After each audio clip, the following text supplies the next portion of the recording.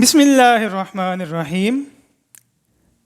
کہتے ہیں کہ ایک دن ایک سید زادہ حضرت سید نظام الدین اولیاء کی خدمت میں حاضر ہوا اور عرض کی، یا حضرت، میں ایک غریب سید زادہ ہوں اور سر پر جوان بیٹیوں کا بوجھ ہے۔ سادات گھرانے کی نسبت ہونے کی وجہ سے زکوٰۃ بھی نہیں لے سکتا۔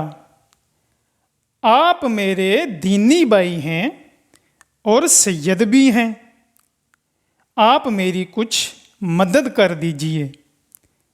آپ نے اس کو عزت و تکریم کے ساتھ بٹھایا اور خادم سے بلا کر کہا کہ آج کوئی نظر و نیاز آئی خانقاہ میں؟ تو خادم نے عرض کی، سیدی، ابھی تک تو کوئی نہیں آئی، لیکن جیسے ہی آئی میں آپ کو اطلاع کر دوں گا۔ آپ نے سید زادے کو تسلی دی اور کہا، اللہ پہ بھروسہ کریں، وہ دست غیب سے کوئی نہ کوئی انتظام فرما دے گا۔ مگر 3 دن گزر گئے، کوئی نیاز نہ آئی۔ سید زادہ بھی مایوس ہو گیا کہ ایویں باتیں مشہور ہیں، ان کے بارے میں یہاں تو کوئی مدد ہی نہیں ہو سکی میری۔ ایک دن اس نے اجازت طلب کی، واپسی کی۔ حضرت محبوب الہی کو بہت دکھ ہوا کہ مہمان خالی ہاتھ گھر سے جا رہا ہے۔ آپ نے اس کو چند پل کے لیے روکا اور اندر سے اپنے نعلین لا کر دے دیے اور کہا، بھائی، اس فقیر کے پاس تمہیں دینے کے لیے اپنے ان جوتوں کے علاوہ کچھ نہیں۔ وہ سید زادہ جوتے لے کر پڑا اور سوچنے لگا کہ ان پرانے پوسیدہ جوتوں کا کیا کروں گا؟ حضرت نے اچھا مذاق کیا ہے میرے ساتھ۔ دوسری طرف کی سنیے، سلطان محمد تغلق کسی جنگی مہم سے واپس آ رہا تھا اور حضرت امیر خسرو، جو حضرت نظام الدین اولیاء کے خلیفہ بھی تھے، سلطان کے ساتھ تھے، اور چونکہ آپ ایک قابل قدر شاعر تھے، اس لیے دربار لطانی میں اہمیت کے حامل تھے۔ آپ نے سلطان کی شان میں قصیدہ کہا تو سلطان نے خوش ہو کر آپ کو 7 لاکھ چتل سکہ رائج الوقت سے نوازا۔ اپنے واپسی کے سفر پر جب ابھی لشکر سلطانی دہلی سے باہر ہی تھا اور رات پڑاؤ کیا گیا تو اچانک امیر خسرو چلا اٹھے، مجھے اپنے مرشد کی خوشبو آتی ہے۔ مصاحب بولے، امیر، حضرت محبوب الہی تو کلیوں کھڑی میں ہیں جو دہلی سے کافی دور ہے، تو آپ کو ان کی خوشبو کیسے آ گئی؟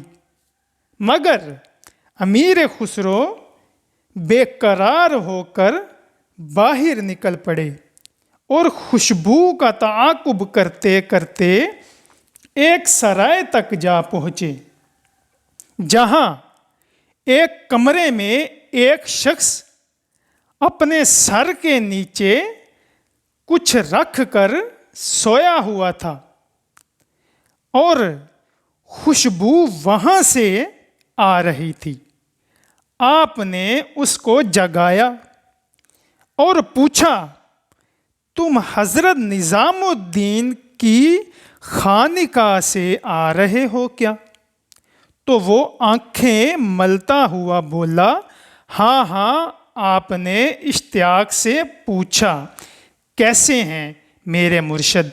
वो शख्स बोला, वो तो ठीक हैं और मैं उनके पास मदद के लिए गया था, मगर और कुछ तो दिया नहीं।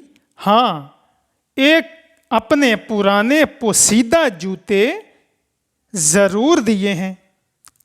ये सुनते ही अमीर खुसरो की हालत गैर हो गई और कहने लगे, कहाँ हैं मेरे मुर्शद के नालैन? तो उसने एक कपड़ा खोल कर दिखा दिए। आपने उनको पकड़ा, चूमा और अपनी आँखों से लगाया और कहने लगे, क्या तो इनको बेचेंगे? उसने कहा, अमीर क्यों मजाक उड़ाते हो?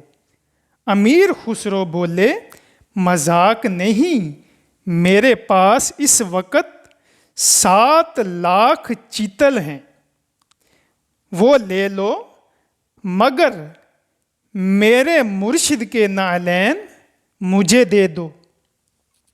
अगर चाहो तो दिल्ली चलो,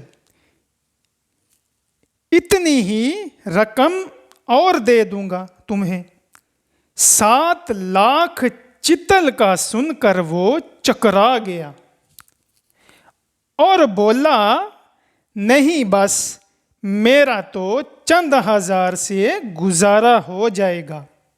मगर अमीर खुसरो ने ज़बरदस्ती उसको 7 लाख चितल दे दिए और साथ में सिपाही और तहरीर दे दी, ताकि कोई उस पर शक ना करे। और फिर अमीर खुसरो इस हालत में खानिकाह मुर्शिद में दाखिल हुए कि जूते अपनी दस्तार में लपेट रखे थे और सर पर रखे बड़े बड़े चले आ रहे थे और ज़ारो कतार रो रहे थे। हज़रत निज़ामुद्दीन औलिया ने मुस्कुराते हुए पूछा, खुसरो, हमारे लिए क्या लाए हो? अमीर ने जवाब दिया, सैयदी, आपके नालैन लाया हूँ। कितने में खरीदे? हज़रत निज़ामुद्दीन औलिया ने इस्तफसार किया। 7 लाख चितल। मीर ने जवाबा अर्ज़ किया, बहुत अर्ज़ां लाए हो। महबूब इलाही मुस्कुराते हुए बोले, जी सैयदी, 7 लाख चितल तो बहुत कम हैं। अगर वो सैयदज़ादा मेरी जान भी मांगता तो जान देकर नालैन मुर्शिद हासिल कर लेता। ये थी उनकी अपने मुर्शिद से मोहब्बत और हज़रत निज़ामुद्दीन औलिया का मुकाम मारफत, जिसकी वजह से उनको महबूब इलाही कहा जाता है। दरअसल ये वाक़या मेरे ज़हन में तब आया जब मैंने ये शेर पढ़ा, जो सर पे रखने को मिल जाए नालैन पाक हजूर, तो फिर कहेंगे, हाँ, ताजदार हम भी हैं। अगर मेरी वीडियो अच्छी लगी, मेरे चैनल को सब्सक्राइब और वीडियो को लाइक शेयर लाजमी कीजिएगा। थैंक यू वेरी मच, बहुत शुक्रिया। अस्सलामु अलैकुम ورحمۃ اللہ وبرکاتہ.